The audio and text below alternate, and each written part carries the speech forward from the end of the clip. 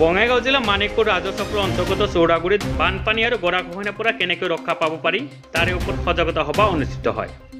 বঙাইগাঁও জিলা SDRFৰ উদ্যোগত অনুষ্ঠিত হোৱা সজাগতা সভা অনুষ্ঠিত হয়। সভাত বানপানী আৰু গৰাখহনীয়াৰ পৰা কেনেকৈ ৰক্ষা পাব পাৰি তাৰে বিষয়ে বক্তব্য দিয়ে ক্ৰমে মানিকপুৰ ৰাজচক্ৰৰ চক্ৰ বিষয়া ৰাজেশ সিং, বঙাইগাঁও জিলাৰ অতিৰিক্ত আৰক্ষী অধীক্ষক doctor Sabita Das, LRS Subhash Medhi, LRA Ahmed Ali Khan আৰু হিৰণময় দেৱৰায়ে। সভাখনে আই নদীৰ পাৰৰ চৌৰাগুৰিৰ বাসিন্দাসকলে উপকৃত হ'ব বুলি বিভিন্নজনে মন্তব্য কৰে। SDRF বাহিনীয়ে বানপানীত কেনেকৈ উদ্ধাৰ কৰা হয় বা আহত লোকক কেনেকৈ চিকিৎসালয় লৈ চিকিৎসা কৰা তাৰো মকড্ৰিল কৰে। News desk report, business fast 24।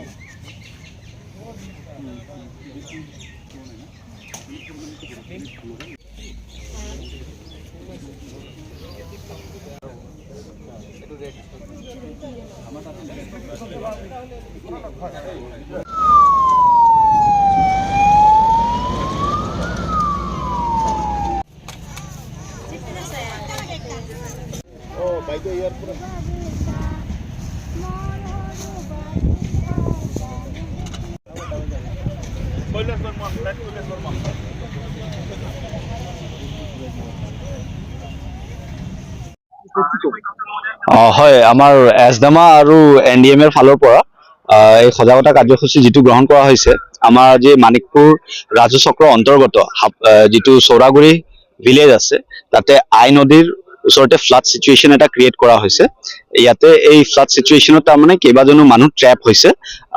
ট্ৰেপ হোৱাৰ পিছত আমি কেনেকৈ কি ৰেস্কিউ কৰিলোঁ, মেডিকেল টিমৰ কি কাম, SDRFৰ কি কাম, ৰিলিফ কেম্পত কি কাম বা প্ৰশাসনৰ ফালৰ পৰা যিখিনি বিষয়ববীয়াসকল থাকে তেওঁলোকৰ কেনেকুৱা ধৰণৰ কি কাম থাকে, গোটেইখিনি আমি ধুনীয়াকৈ ইয়াতে কৰিছোঁ।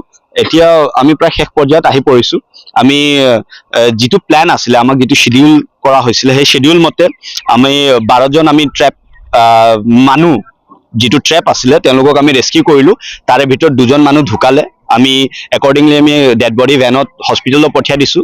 4জন আপোনাৰ গ্ৰিভিয়াছলি ইনজিয়ৰ্ড হৈছিলে, তেওঁলোকক আমি মেডিকেলত পঠিয়াই দিছোঁ। আৰু বাকী যিকেইজন আছিলে তেওঁলোকক আমি ৰিলিফ কেম্পলৈ আনিছোঁ।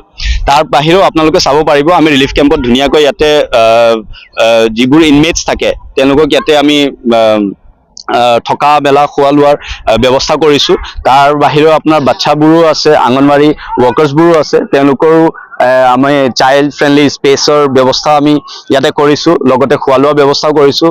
অংগনবাড়ী ৱৰ্কাৰো কেইজনমানে আছে, তেখেতসকলে ধুনীয়া তেওঁলোকৰ সহযোগত আমি গোটেইখিনি ৰিলিফ কেম্পৰ কামখিনি ধুনীয়াকৈ কৰিব পাৰিছোঁ। লগতে আমাৰ চক্ৰ কাৰ্যালয়ৰ যিখিনি বিষয়ববীয়া বা যিখিনি কৰ্মচাৰী বৃন্দসকল আছে, গোটেইখিনি আমি ধুনীয়াকৈ ইয়াতে কামবোৰ কৰি আছোঁ। মৰলেছ আমি যিখিনি আমি কৰিবলগীয়া থাকে, কৰণীয় থাকে, সেইখিনি আমি কৰিছোঁ। এতিয়া অহা আধা ঘণ্টামানত আমি গোটেইখিনি কাৰ্যসূচী ইয়াতে সমাপন কৰিম। তাৰে ভিতৰত আমি এছেছ কৰিব পাৰিম যে যদি আমাৰ কিবা লুপহল থাকি গ'ল, কিন্তু যিমান দূৰলৈ মই অবজাৰ্ভ কৰিছোঁ কোনো ধৰণৰ লুপহল থকা নাই। গোটেইখিনি বস্তু আমাৰ একৰ্ডিংলি প্লেন হৈছে আৰু সময়মতে হৈছে। তথাপিও 2-এটা বস্তু অকণমান ইফাল সিফাল হৈছিলে, যিটো আমি মানে সঁচা চিনাৰিঅ'ত যদি হয় কেনেকুৱা এইটো আমি অভাৰকাম কৰিব পাৰোঁ, সেইখিনি আমি অলৰেডি এক্সপিৰিয়েঞ্চ। চ' এইটো এটা খুব ভাল কাৰ্যসূচী এটা হৈছে।